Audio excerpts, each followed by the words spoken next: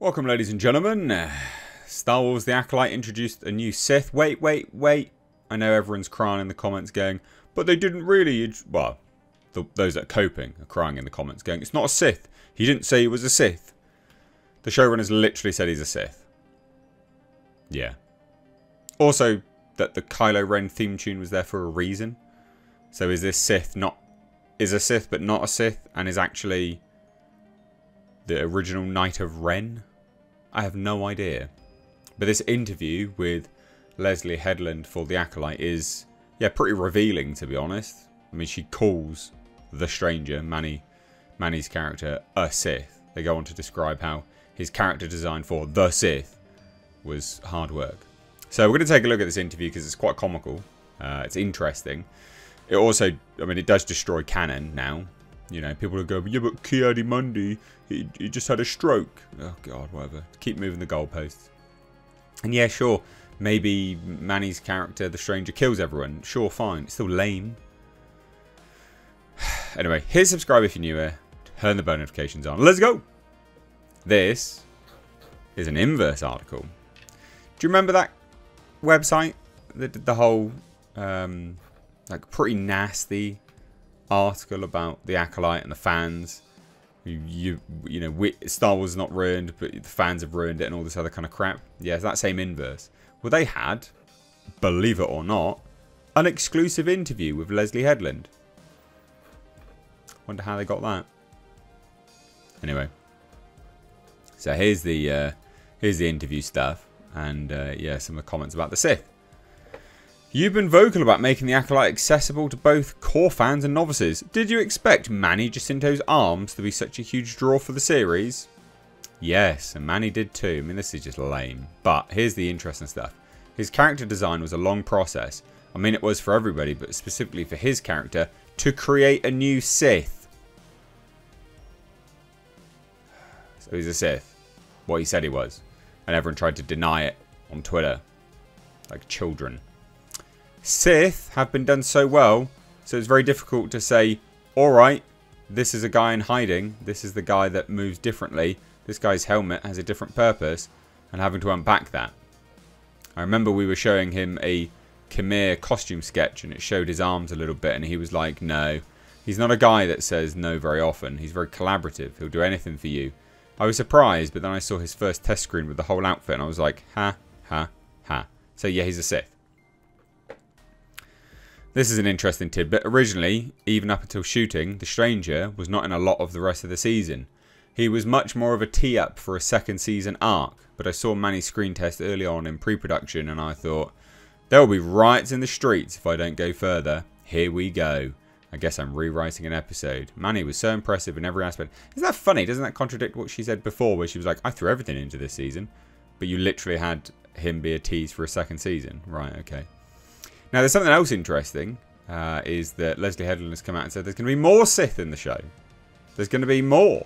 Be another one. Alright then. So much of Khmer was understanding how to use your body and not just standing there in a suit or being encumbered by a suit. We were like, we have to get him in something flowy. As soon as I said he didn't have armour, everyone lost their mind. How can you not have armour? I was like, why would you wear armour if you're not going to get hit? It's like the Elden Ring costume. The Elden Bling. When you summon people, you always summon the people that aren't wearing anything. And it's like, these people are effing crazy. Why are they talking about Elden Ring? Seriously. Super bizarre. So the bloodbath in episode 5, was that rewritten to accommodate more of the Stranger? Or was that always his grand entrance? He always took over episode 5. Bear in mind, there's a lot of rewrites here. He was always going to kill Jackie and Yord. The red shirts were supposed to be a misdirect, like, oh, he's going to kill all those people. Nope, he's killing people left and right. It was just so important to be like, we don't know who's going to survive this. Yeah, we do. Like, of course the main characters aren't going to die. Master Soul might die, to be fair. I have so many of my favourite little moments, like Manny does, in that episode, but when he kicks May down and she goes down to her knees, I'm like, Jesus. It still scares me because I know he's probably not going to kill her because that's the main character, but because he just killed a main character, I'm also a little scared. No one else is, mate. Anyway, they're all crying about, oh, didn't know it was going to happen. Oh, Manny's a good actor, to be fair. He did well. Anyway, I read a theory on Twitter about his statement of purpose. Kamir's desire for freedom and power almost feels like his religion. For him, killing is almost his act of worship. Was that part of how you wanted to break down the spiritual difference between Jedi and the Sith? Here we go. I don't know if it's exactly like that, but I would argue that Manny's character is more imbalanced than Soul's character, especially when he says, I've accepted my darkness. What have you done with yours? Soul is just in full-on repression mode at this point. He's deluded himself into thinking he has achieved balance. As Kamir says in episode 2, the Jedi only think they found peace. So what, are they just all waiting to turn dark? Is that what you're trying to insinuate? This is bollocks. Maybe that's not true for all Jedi, but that's his point of view. That's what allows him to do what he did to survive and to keep his way of life. Not just a way of life, his actual life. One thing Chris Cowan and I talked a lot about when we were doing the fight choreography was when you're fighting for survival, it's never a fair fight. Cowan did give me this note, but someone was like, God, that's so dirty to kill Jackie in that way. And my thought process was like, well, I mean, if you're fighting for your life, is it dirty? I think for the audience, you're supposed to be like, holy crap, what an evil dude. But I think for Manny's character and the character work that he did around him, it was all about, I don't know, or I know that I'm doing the right thing for me. This is how I'm going to protect myself and keep myself in hiding. The only reason I'm coming out of it is because there's this thing I really want, which is the pupil. This doesn't make any sense because he's sending his pupil to go and murder people, thus drawing attention to himself. This literally doesn't make any sense at all.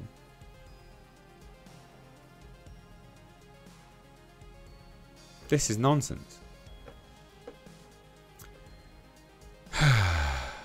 Did you have to fight hard for certain elements, like a triple stab or the neck snap? Nope. But I think the reason I feel like that, blah blah blah, this is all super lame.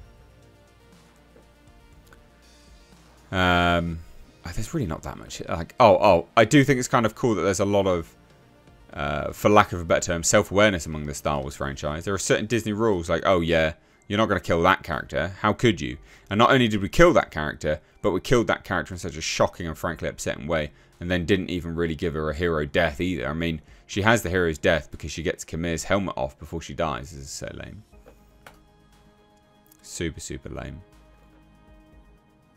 Like, seriously. Oh, here we go. After watching the Stranger fight, a lot of people are talking about the cortosis. Were there any other legend elements that you wanted to integrate into the Acolyte? Oh, that's a really good question. It's a spoiler though, but cortosis was a big one. It's a tricky thing because you respect George Lucas in the sense that you don't want to weaken the power of a lightsaber. It's almost hallowed in that sense. Not just within the series, but in pop culture. But cortosis was such a great new element. And I always thought of it as such a cool thing to incorporate. Bloody Pablo Hidalgo. Of course he's back and he fucking spaz. It's why Jackie can get the helmet off him so quickly. It's kind of a brittle thing. There's also a limited resource of it, which is why he doesn't have a whole suit of armor and only works for maybe a minute. We worked really hard on what it would look like because we didn't want it to look too powerful or too goofy. Pablo did it. Oh, here we go. Pablo. The internet is quietly shipping Osha and Kamir. What can we expect from their relationship? How do I answer this? Well, oh god. Are you into the good girl, bad guy pairing? I mean, enemies to lovers, baby. But I don't even think this is a good girl against bad guy. I think it's more like, okay, I'll put it this way. I always really loved the line in A New Hope when Obi-Wan says Vader was seduced by the dark side. Always loved that word, seduced. This person's like, this is just fanfiction shit. I can also say that I was sent one fanfic, which I'm really glad has already started. And I was absolutely surprised at how prescient it was. God. Ugh. Here we go. In that same vein, there are bits of the Kylo Ren theme that play throughout the episode. Can you speak to that connection, or is that something we have to wait and see? Wish I could. It is there on purpose, but I can't tell you why. I can't go into what it is, but you shall see. Whatever. Absolutely whatever. And then, yeah, then we got this. Leslie Headland says there will be at least 2 Sith that appear in the Acolyte. Cool. So, he is a Sith. They have broken canon. It is super, super lame. Whatever. What do you guys think? Thoughts down below. Kiadi Monday, hey mate. Do you have amnesia or something? I mean, you're old. We know you're old now. Was it amnesia? What happened to you, bud? Anyway, thoughts down below. Take care. Bye-bye now.